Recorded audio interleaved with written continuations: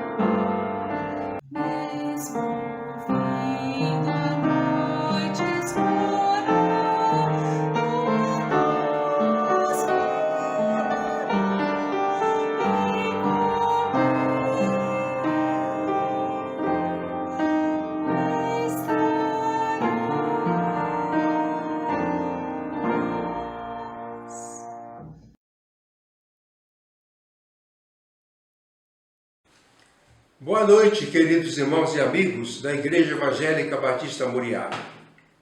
Que o Senhor abençoe a todos vocês. Vamos ler a palavra do Senhor. Efraim está entregue aos ídolos. Deixa-o. Oséias 4:17. Mas Efraim se mistura com os povos. Efraim é um bolo que não foi virado. Oséias 7:8. Estrangeiros lhe devoram a força, mas ele não percebe. Seus cabelos ficam brancos, mas ele não percebe. Oséias 7:9. O nosso tema é evitando condutas inapropriadas. Evitando condutas inapropriadas. As manifestações históricas de um povo não são fruto de um só momento, mas de um processo evolutivo ao longo dos anos. Efraim é o reino israelita do norte, formado por 10 tribos que se afastaram após a morte do rei Salomão. A evolução histórica conduziu o reino do norte à destruição, que ocorreria no ano 722 a.C. As várias condutas impróprias praticadas ao longo dos anos contribuíram para que isso acontecesse. Ou seja, a destruição do reino do norte, o reino chamado de Israel ou chamado de Efraim. Ao alertar a nação, o profeta Oséias elaborou 3 metáforas sobre condições impróprias do povo, as quais iriam concorrer para a sua destruição. Esse tipo de condutas devemos evitar. Primeiramente, devemos evitar práticas de resultados inúteis. O texto diz: Efraim está entregue aos ídolos. É deixá-lo. Idolatria é a prática de buscar o relacionamento com o mundo sobrenatural por intermédio da natureza e divindades pagãs, retratadas como imagens de fabricação humana. Essa prática é inútil, uma vez que o próprio termo ídolo, em hebraico Elil, significa um nada. Ídolo significa um nada, ou uma falsidade.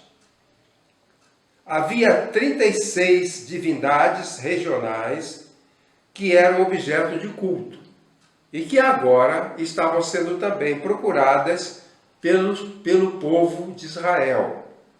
O povo estava ligado à idolatria. Efraim está entregue aos ídolos. É deixá-lo. A idolatria em si é abominável, pois consiste em práticas de rituais odiosos, invocação de demônios, uso de álcool e drogas alucinógenas, orgias sexuais, sacrifício de vida humana e experiências de transe e possessão. A experiência de transe e possessão faz parte da classificação internacional das doenças, a chamada CID. E lá, na CID, o transtorno de possessão, o transtorno de transe e possessão, que acontece nos cultos pagãos, são descritos da seguinte maneira: são transtornos nos quais a perda temporária do senso de identidade pessoal e da consciência plena do ambiente. Em alguns casos, o indivíduo age como se fosse tomado por outra personalidade, espírito, divindade ou força. Lá na CID 10, F44.3 está escrito isso. Essas pessoas que eram possessas, que ainda são possessas nos cultos pagãos, das religiões de idolatria, elas muitas vezes terminam num hospital, porque há uma mistura da experiência religiosa com a doença. E, por essa razão, esse transtorno pode ser considerado uma doença. Então, pode ser considerado doença ou uma alteração de certas experiências religiosas inadequadas. Então, são esses elementos da idolatria.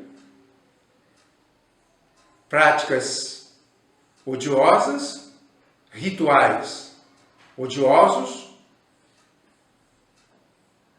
Ouvi certa vez que lá no Rio de Janeiro, na Tijuca, havia lá uma região em que havia uma instituição religiosa em que as pessoas iam para buscar orientação, entrar em contato com os espíritos. E lá havia uma pessoa que entrava em contato com um determinado espírito. E essa pessoa, para entrar em transe, para ser possessa, ela precisava de fazer um ritual. Ela tinha que ser possessa para que atendesse às pessoas que buscavam aquela entidade. E para essa pessoa, esse participante, entrar na possessão, ele precisava de fazer um ritual que era o seguinte: pegava-se um sapo, enchia o sapo de cachaça pela boca e depois essa pessoa espremia o sapo e bebia essa cachaça. Aí, daí para frente, ele estava apto para ter o transe necessário à prática religiosa. Isso é o que acontece na idolatria. No tempo do povo de Israel, havia cultos em que se matava crianças, se sacrificava crianças. O deus Moloque era de bronze e ele era aquecido com fogo por baixo, com lenha. E quando ele estava em brasa, os pais colocavam as criancinhas nos seus braços. Isso era parte da idolatria, que é abominável e inútil. A idolatria atribui importância suprema a alguma coisa que é inútil, mas colocada no lugar de Deus. Existem idolatrias antigas e idolatrias modernas. Na Argentina existe, talvez até fora da Argentina, a igreja maradoniana, que é um culto a Maradona. Maradona, o famoso jogador de futebol que morreu há algum tempo. E aquela igreja maradoniana, aquela religião maradoniana, tem seus mandamentos. Eles têm 10 mandamentos, como na Bíblia. Eles têm a Bíblia deles. Lá diz assim: primeiro mandamento, amar o futebol acima de todas as coisas. Então, para a igreja maradoniana, futebol é mais importante do que o pai, é mais importante do que a mãe, é mais importante do que o filho, é mais importante do que a pátria, é mais importante do que Deus. Amar o futebol acima de todas as coisas. Item 2, mandamento 2, declarar amor incondicional a Diego e ao futebol. Amor incondicional a Diego e ao futebol. Isso é idolatria. Terceiro, espalhar os milagres de Diego em todo o universo. A igreja ensina a igreja maradoniana. 5. A bola não será manchada sobre problemas que aconteciam fora do campo. 6. Defender a camisa argentina e respeitar as pessoas. Tudo bem. 7. Honrar os templos onde jogou e seus mantos sagrados. Em outras normas, manda adorar Maradona acima de tudo. O item 9 diz, levar Diego como segundo nome e colocar no seu filho. Porque no passado, no tempo antigo, as pessoas honravam os deuses, colocando o nome dos deuses nos seus filhos. E agora está se propondo que as pessoas coloquem no seu filho o nome de Maradona para honrá-lo como divindade. O 10º princípio diz, não ser cabeça de garrafa térmica e que a tartaruga não fuja. Ora, isso aqui para mim não faz sentido. Mas como Maradona era drogado, e isso foi ele que falou, são frases dele, não ser cabeça de garrafa térmica e que a tartaruga não fuja. Então, como ele era drogado, ele pode ter falado essas palavras sob efeito de droga. E aí não vai ter sentido mesmo. Eu não vou entender e nem você vai entender. O que eu estou dizendo é que a idolatria é praticada como uma coisa inútil. Vou perguntar, porventura, isso vai melhorar a pobreza na Argentina, ou no Brasil, ou em qualquer lugar do mundo? O culto de Maradona vai diminuir a doença? Vai curar os doentes? O culto de Maradona vai tornar os maridos melhores, os pais melhores? Vai tornar melhor a situação financeira? Não vai.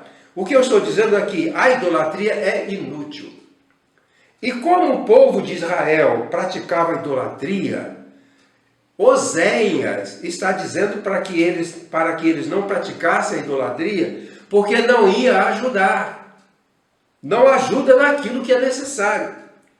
A idolatria, a adoração de ídolos, não é útil, não tem utilidade, não tem valor, não vai melhorar o mundo, não vai melhorar as pessoas.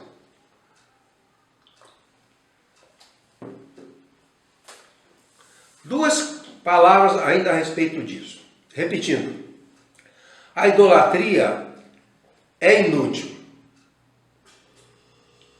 Deve ser evitada. Ela é inútil, digo, ela não reduz a pobreza, ela não traz a cura para as doenças, não traz melhora para as pessoas. O segundo aspecto é que a idolatria deve ser evitada por uma pessoa que deseja ser bem-sucedida, evitar a sua influência. O que Oséias falou? Oséias falou assim, Efraim está entregue aos ídolos. É deixá-lo, deixa para lá. É importante que as pessoas evitem influências ruins, porque a influência da idolatria faz mal. E Oséias diz, a influência da idolatria deve ser evitada. Efraim está ligado aos ídolos, deixa ele para lá. Frequentemente nós sabemos de pessoas que se tornaram pessoas ruins por influência de outras pessoas, por influência de cultos, de práticas. Por isso, o que eu estou dizendo é que Oséias, o profeta Oséias, estava chamando a atenção para que fosse evitado aquilo que é inútil. Não vai trazer a cura para os israelitas, não vai trazer o seu progresso, não vai trazer a melhora do seu coração. As pessoas não melhoram com a idolatria. Segundo lugar, devemos evitar condições que nos fazem não aproveitáveis. O texto diz, Efraim se mistura com as nações pagãs. Ele é um bolo que não foi virado. Efraim se mistura com as nações pagãs. Ele é um bolo que não foi virado. O comentário é o seguinte, Deus precisava de Efraim para dar testemunho aos povos. Mas agora o povo está inaproveitável. Deus não pode aproveitar o povo. Porque o povo é como um bolo que precisa ser descartado por estar não assado e ao mesmo tempo queimado. O profeta Oséias, um dos grandes profetas, compara o povo de Israel a um bolo. O padeiro, ao assar o bolo, ficava olhando, porque havia um momento que tinha que virar o bolo, para que assasse dos dois lados. Às vezes havia algum problema e o bolo não era virado. Ora, se o bolo fosse virado na hora certa, ele ficava assado dos dois lados e não ficava queimado. Esse bolo podia ser aproveitado. Mas, se ele não fosse virado, ele ia queimar de um lado e ficar cru do outro lado. Esse bolo não prestava, ia ser descartado. Oséias está dizendo que o povo de Israel é como um bolo que não foi virado. Ele não presta, porque de um lado está queimado, de outro lado está não cozido. E esse bolo era jogado fora. Efraim é como um bolo que não foi virado, portanto, ele é descartado por não estar assado e ao mesmo tempo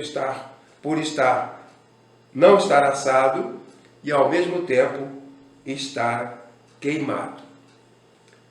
Deus não podia aproveitar o povo mais. Na verdade, quando Deus chamou o povo de Israel, Deus chamou o povo para ser testemunha dos seus atos. Deus queria um povo que pudesse levar ao mundo a sua doutrina. Mas agora Efraim não presta, porque ele está ligado, está misturado com os pagãos. Ele tem os mesmos defeitos dos pagãos. Portanto, ele não pode ser utilizado. Ele é inaproveitável. 2 comentários. Sermos aproveitáveis para Deus e para o próximo é responsabilidade nossa. Deus responsabilizou o povo de Israel para ser aproveitável, dando os seus mandamentos, dando as suas leis. O povo violou as normas e agora não pode ser aproveitado. Nós não podemos usar, para evangelizar uma pessoa sem Jesus, usar outra pessoa que é usuária de droga, usuária de bebida alcoólica, está envolvida no crime, quer dizer, ela não é capacitada, ela é um pão descartável. Não presta para os interesses daquela situação. Então, é responsabilidade nossa sermos aproveitáveis. Que tipo de cristãos nós somos? Que tipo de marido? Que tipo de pai? Que tipo de mãe? Que tipo de vizinho? Que tipo de empregado nós somos? Somos aproveitáveis como um bolo bom ou somos inaproveitáveis como um bolo queimado e não assado? Quando eu trabalhava numa empresa ainda jovem, eu ainda era jovem, havia lá um trabalhador, um rapaz que trabalhava com a gente, e era um rapaz muito bom. Ele era um bom empregado. Depois ele começou a passar os fins de semana bebendo. Então, sábado e domingo ele passava bebendo com seus amigos. Na segunda-feira ele estava sob efeito da bebida. E ele começou a errar no trabalho. Nós montávamos máquinas. Nós recebíamos as máquinas desmontadas que vinham da Suécia e nós montávamos essas máquinas. E era um trabalho que exigia cuidado. Ele agora vinha sob efeito de álcool e fazia as montagens erradas. Ele que era antes tão bom funcionário, tão aproveitável, agora ele não é mais aproveitável. E foi despedido da empresa. O chefe o chamou e disse: você vai ser demitido porque não podemos mais aproveitar você. Você não está mais capacitado para fazer o trabalho que nós precisamos. Ele era como um bolo que não foi virado. A massa é boa. A massa não é ruim. Em princípio, todo ser humano é bom. Agora, pode estar queimado de um lado e cru do outro. Então, não é aproveitável. Efraim está ligado às nações pagãs. É um bolo que não foi virado, portanto, é descartável. O outro comentário é que nós precisamos nos manter aproveitáveis. Aquele moço, ele era aproveitável, mas depois deixou de ser aproveitável. Então nós precisamos nos manter aproveitáveis. manter nossa integridade física, nossa saúde, nossa integridade moral, nossa integridade espiritual, porque assim nós poderemos ser aproveitados por Deus, aproveitados pela família, aproveitados pela igreja, aproveitados pelo Estado. Nós podemos ser aproveitados. Deus quer nos aproveitar. Ele tem um plano para cada um de nós. Deus tinha um propósito para Efraim, mas Efraim se misturou com as nações pagãs, adotou as práticas pagãs e agora ele é como um bolo que não foi virado. Não presta, não pode ser usado. Deus quer que nós sejamos aproveitáveis. Vamos fazer tudo para que sejamos aproveitáveis. Apareceu na televisão a notícia que nos Estados Unidos um pai e uma mãe pediram ao juiz para o filho saísse de casa. Um filho de 35 anos era totalmente inútil. Não ajudava em nada, não trabalhava, só comia, bebia e ficava dormindo. E os pais cansaram de ter um filho assim, inaproveitável. E o juiz então ordenou que esse moço saísse de casa, porque ele era um filho sim, mas não era aproveitável. Pois bem, vamos prosseguir. A terceira proposta é que devemos evitar condições que nos tornam alienados da nossa realidade. Vejam só, o texto diz: estrangeiros lhe devoram as forças, mas ele não percebe. Seus cabelos ficam brancos, mas ele não percebe. Qual era a condição de Efraim? A condição de Efraim era a seguinte: o povo de Israel, o povo de Efraim, estava sendo consumido pela prática dos pagãos.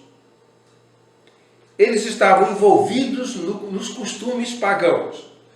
E o profeta disse que eles tinham as suas forças devoradas.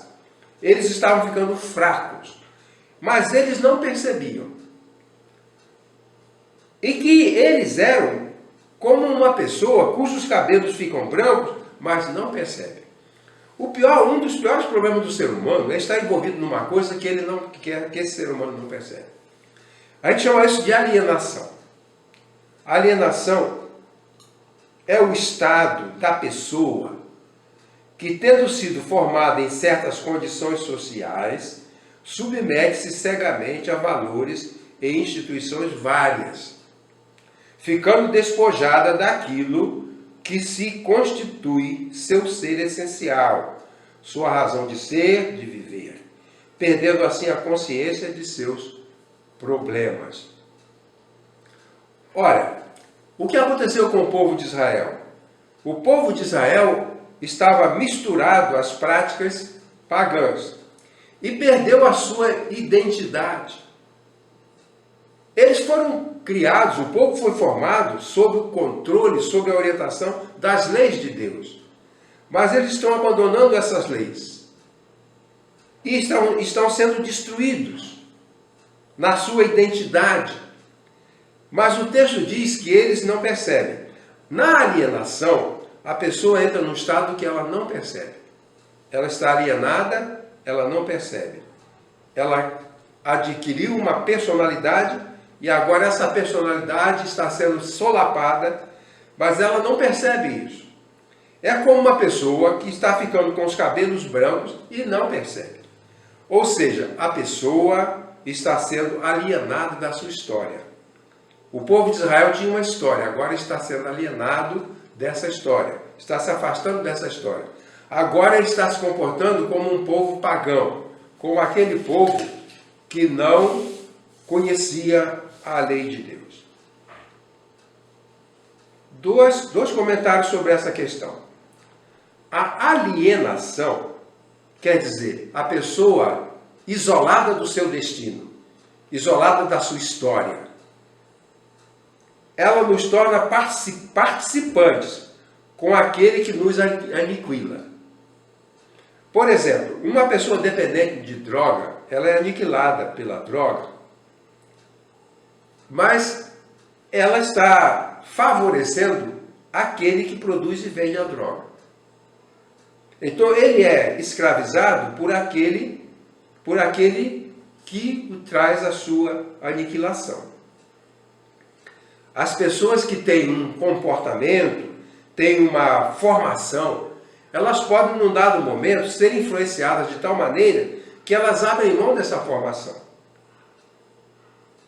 Pessoas criadas na igreja podem abrir mão desse patrimônio.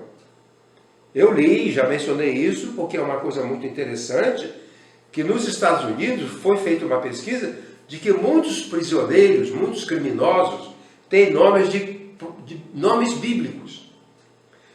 Isso significa que eles tiveram um lar cristão. Porque são os crentes que colocam nomes bíblicos. Então significa que eles são alienados, porque nasceram num lar cristão, cresceram num lar justo de bondade e se tornaram criminosos. O destino deles não era esse. Eles se alienaram da sua história. No Brasil também. Às vezes a gente vai ver pessoas envolvidas no crime, pessoas que criaram na igreja, cresceram na igreja, foram batizadas, até serviram na igreja. Aquele moço que sequestrou o Silvio Santos tinha sido líder da igreja, adolescente que cantava na igreja. Ele se alienou. Ele tem uma história de cristão e se alienou dessa história. Ele se afastou dessa história. E vive como se ele fosse uma outra pessoa. Israel estava assim. Ele se alienou da sua função de povo de Deus. Uma vez Iracema e eu estávamos conversando com uma pessoa ilustre, uma senhora muito bem informada, ela, familiares dela, e ela vive na Alemanha. E começou a falar da Alemanha. E ela disse, falando do povo alemão, ela pintou um quadro que o povo alemão é um povo bondoso, um povo pacífico, um povo gentil. O nazismo alienou esse povo. O nazismo transformou os alemães bondosos, gentis, amorosos, cristãos, transformou aqueles alemães bondosos, o nazismo os transformou, a ideologia nazista transformou os alemães em um povo que permitiu aquelas barbaridades, participou daquelas barbaridades, mataram 6 milhões de judeus. Os alemães não eram assim, eles estavam alienados da sua história, estavam alienados da sua realidade. E a gente aprende isso, vê isso na vida, que condições extras, alienígenas, condições que vêm de fora, transformam as pessoas. Isso é alienação. Um povo bom, de repente, é um povo sanguinário. Ele é alienado. O seu destino não era esse, a sua história não é essa, mas agora ele está alienado. Isso pode acontecer com um cristão, que deixa de ser cristão para ser uma pessoa má. Pode acontecer com um chefe de família, que deixa de ser um chefe de família bom para ser um chefe de família irresponsável. Ele é alienado. Isso é alienação. E Osés está dizendo que nós não devemos ser alienados. Devemos tomar consciência de quem somos. Nós estamos envolvidos no mundo mal e nossos cabelos estão ficando brancos e nós precisamos perceber. O outro comentário é que a alienação é uma condição que devemos reverter por uma reflexão. Nós precisamos saber de nós mesmos. Se nós estamos sendo autênticos naquilo que sempre fomos de bom, ou se nós somos alienados, transformados em coisa ruim que não éramos antes. Nós não éramos assim, por que somos assim? Nós mudamos e não percebemos. É preciso haver uma consciência. Primeiro, uma palavra do filósofo grego. Ele dizia: conhece-te a ti mesmo, a fim de melhorar-te. Se uma pessoa está alienada do seu destino, ela precisa saber disso. Você não é isso aí que eu conheci. Você não é mendigo de rua. Você era um funcionário de uma empresa. Você está alienado. Você não era assim. Você amava a sua família, agora você fugiu de casa, saiu de casa, não ama mais sua família. Você não está reconhecendo em que você se transformou. Cada pessoa pode se transformar em algo ruim. E muita gente se transforma em algo ruim. E a palavra do filho pródigo? Ele estava alienado.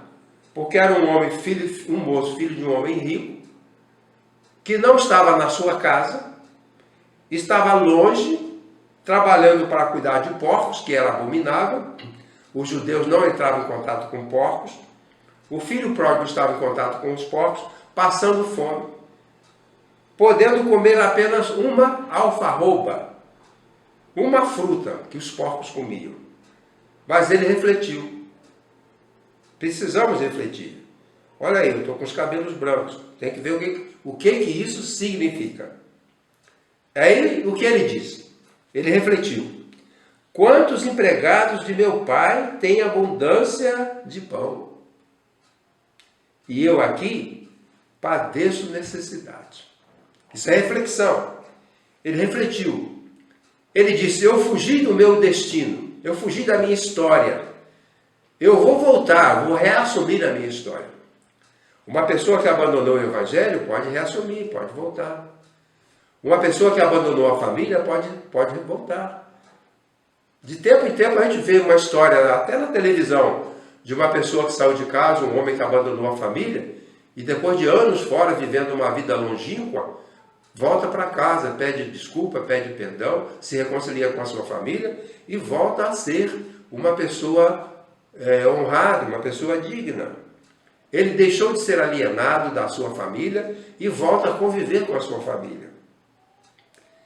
Então, o filho pródigo fez isso.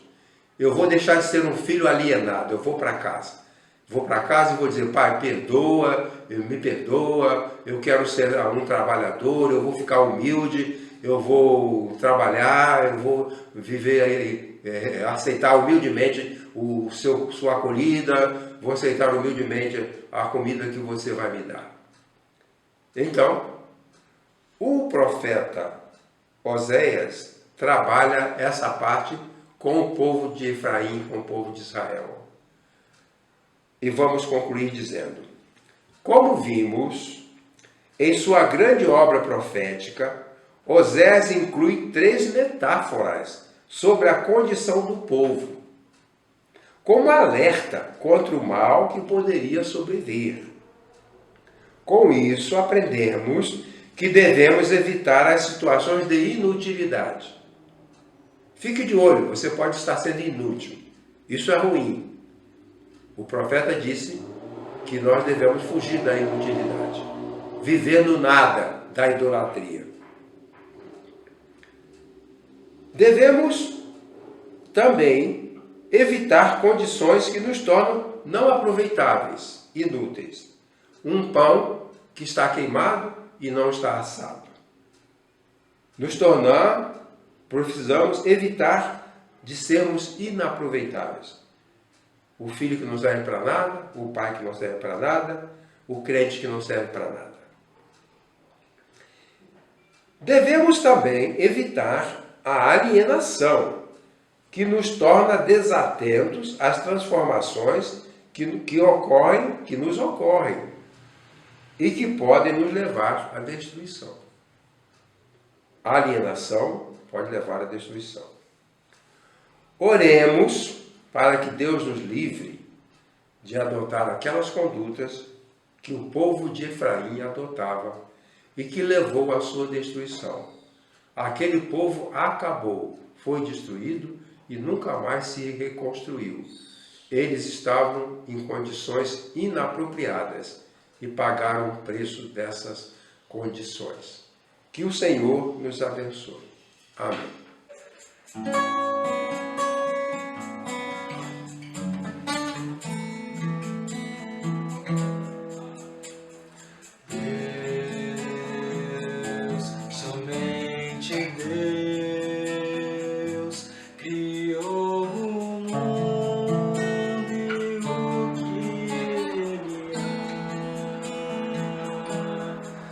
O ser que pode respirar buscar a glória do Senhor.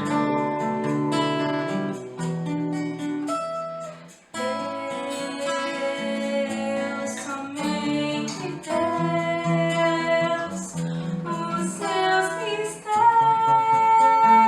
pode revelar, os seus desígnios que jamais um dia conheceu, pois Deus somente é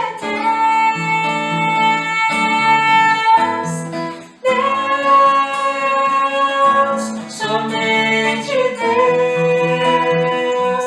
domina o trono do universo.